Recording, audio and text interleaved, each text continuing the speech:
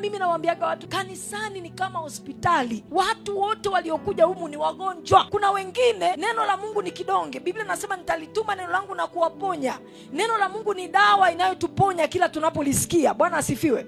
Kuna wengine wameshakuja, wamepata dawa, wameanza kupona kidogo. Kuna wengine ndio wamekuja, wako ICU, wako maututi. Sasa mtu anakuja kanisani, alafu tena unamuongezea maumivu tena, unamuongezea kilio tena. Wewe ni mtu gani wewe? Kanisani panatakiwa kuwa mahali pa uponyaji. Kanisani panatakiwa kuwa mji wa makimbilio. Kanisani panatakiwa kuwa mahali pa mtu kupona vidonda alivyonavyo moyoni. Bwana asifiwe sana. Tu asije kanisani analia akaondoka analia. Tu asije kanisani anaondoka anasikitika.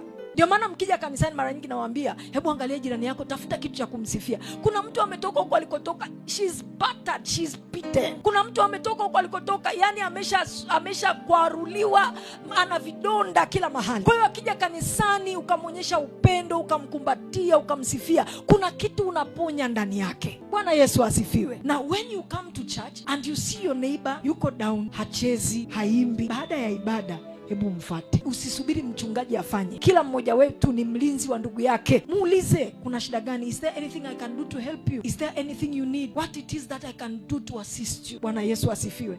Na kwa namna hiyo tutakuwa tunafanya kazi ya uponyaji na kazi ambayo tumetumwa kuifanya. Bwana asifiwe sana. Mashaka yanisonga, nisaidie.